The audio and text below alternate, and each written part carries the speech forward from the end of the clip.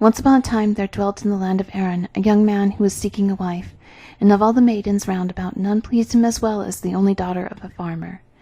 The girl was willing, and the father was willing, and very soon they were married and went to live at the farm. By and by the season came when they must cut the peats and pile them up to dry, so they might have the fires in the winter.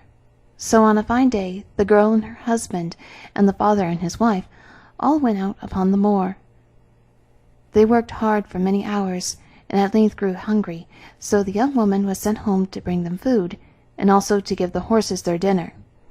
When she went into the stables, she suddenly saw the heavy pack saddle of the speckled mare just over her head, and she jumped and said to herself, "Suppose that pack saddle were to fall and kill me, how dreadful it would be!"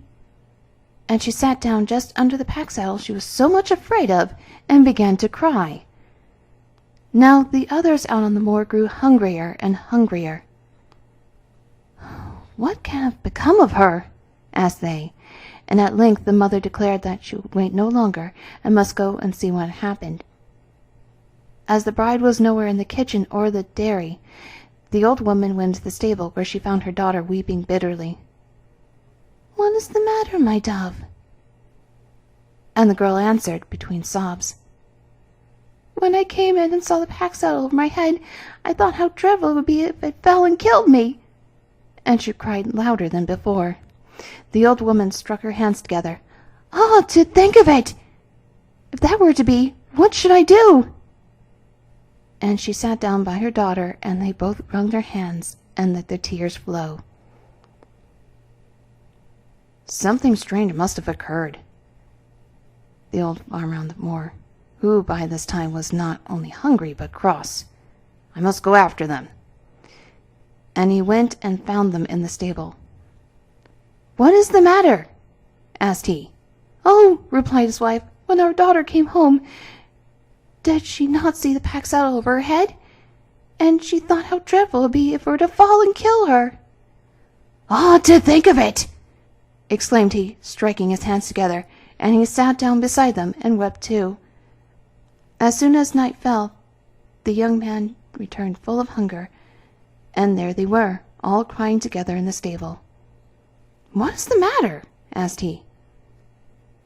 "When thy wife came home," answered the farmer, "she saw the pack saddle over her head, and she thought how dreadful it would be if it were to fall and kill her."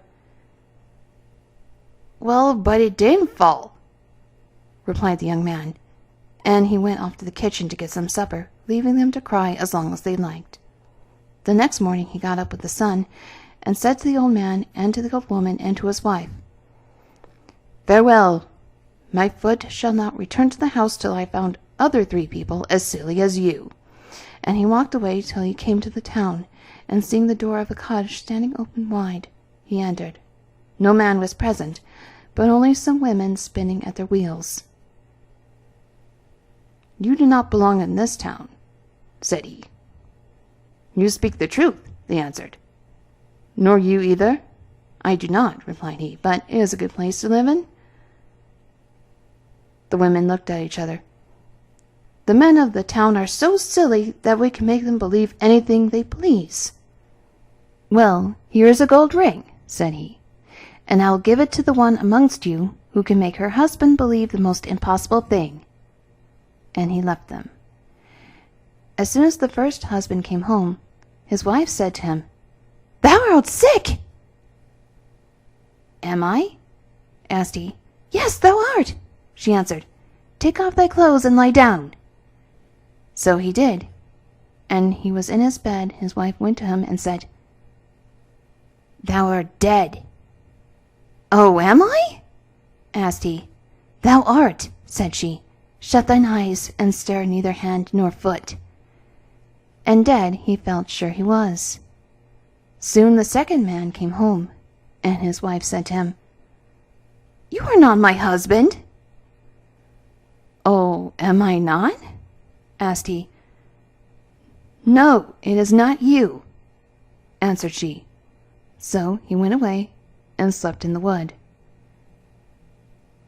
When the third man arrived, his wife gave him his supper, and after he went to bed just as usual, the next morning a boy knocked at the door, bidding him to attend the funeral of the man who was dead, and he was just going to get up when his wife stopped him. "Time enough," said she. And he lay still till he heard the funeral passing the window. "Now rise and be quick," called the wife. And the man jumped out of the bed in a great hurry and began to look out about him. "Why, where are my clothes?" asked he.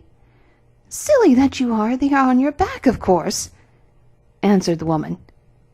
"Are they?" he said. "They are," said she, "and make haste, lest the burying be ended before you get there." Then off he went, running hard, and when the mourners saw a man coming towards them with nothing on but his nightshirt, they forgot in their fright what they were there for, and fled to hide themselves. And the naked man stood alone at the head of the coffin. Very soon a man came out of the wood and spoke to him. "Do you know me?" "Not I," answered the naked man. "I do not know you." "But why are you naked?" asked the first man. "Am I naked? My wife told me that I had all my clothes on," answered he. "And my wife told me that I myself was dead," said the man in the coffin. But at the sound of his voice, the two men were so terrified that they ran straight home, and the man in the coffin got up and followed them, and it was his wife that gained the gold ring, as he had been the sillier than the two.